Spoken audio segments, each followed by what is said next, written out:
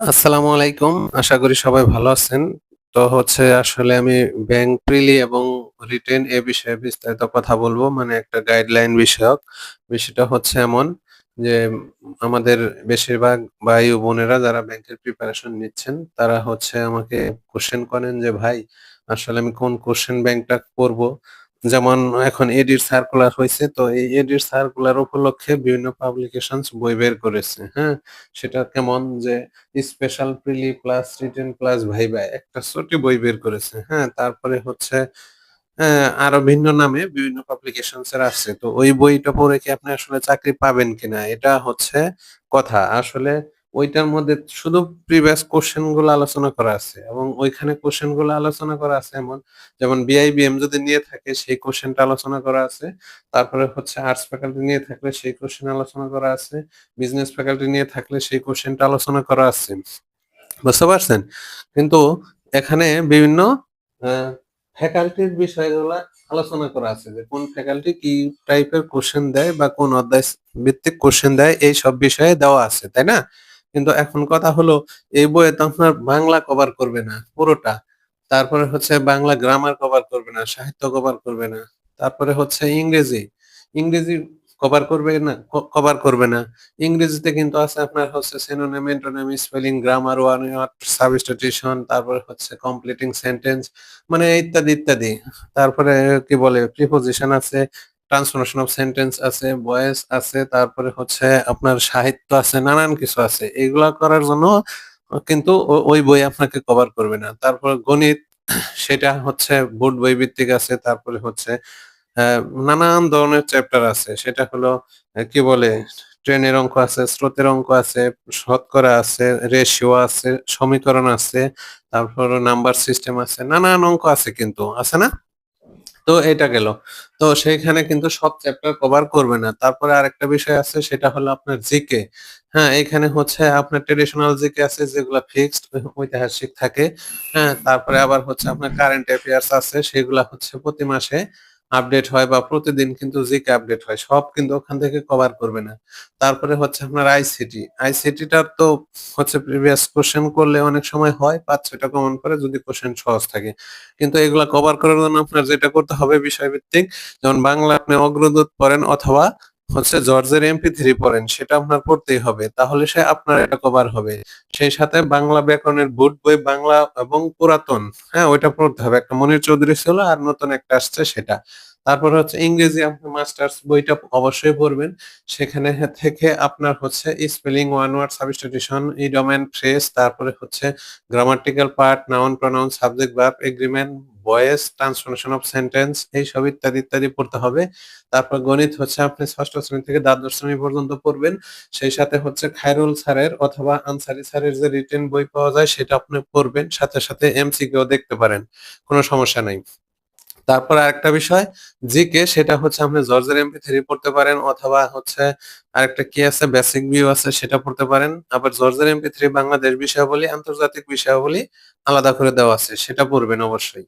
তারপরে হচ্ছে আইসিটি ক্ষেত্রেও ঠিক সেম জর্জের এমপি3 অথবা হচ্ছে আলাল ভাইয়ের একটা বই আছে সেটা পড়তে পারেন। কিন্তু এগুলা চ্যাপ্টার ওয়াইজ পড়ে তারপরে আপনি হচ্ছে তো এইগুলার পাশাপাশি আপনি কোয়েশ্চেন ব্যাংক পড়তে পারেন। সেটা একটা বই যদি পড়েন যেমন কম্বাইন্ড ব্যাংক, হ্যাঁ, কি বলছে? কম্বাইন্ড ব্যাংক আ জব সলিউশন সেটা পড়তে পারেন। এটা হচ্ছে ওয়ান প্লাস এর। তারপর আরেকটা হচ্ছে রিসেন্ট পাবলিকেশনস এর আছে, পড়তে পারেন আপনি। সমস্যা নাই।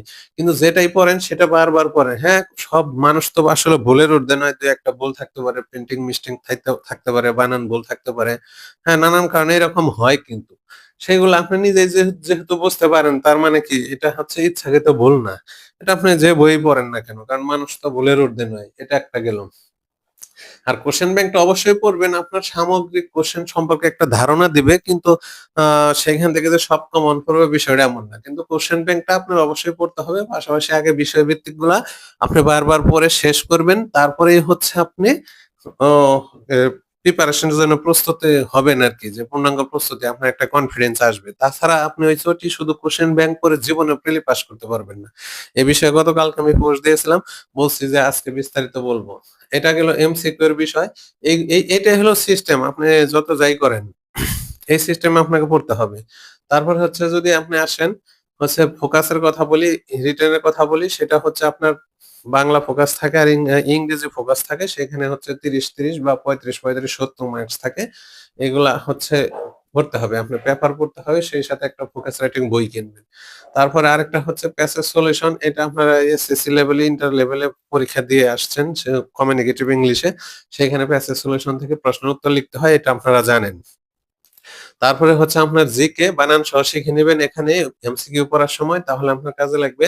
আর ম্যাথের কথা তো আগেই বলছি যেটা আপনি পড়বেন সেটা বোর্ড বই থেকে এসএসসি লেভেলের কথা যেহেতু বলার এখন বাংলা ভার্সনে আসে তাহলে বোর্ড বই আর হচ্ছে ওই প্রচলিত বইটা শেষ করবেন হয়ে যাবে।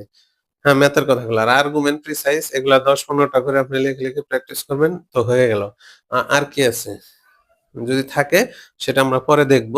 আর একটা বিষয় সেটা হলো যে অনুবাদ আছে। সেই অনুবাদটা কিভাবে করবেন আপনি Bangla to English daily practice করবেন। যখন আপনি অনুবাদটা লিখতে পারবেন, সেন্টেন্স গঠন করতে পারবেন অনুবাদ থেকে এটা কিন্তু সবচেয়ে গুরুত্বপূর্ণ বিষয়।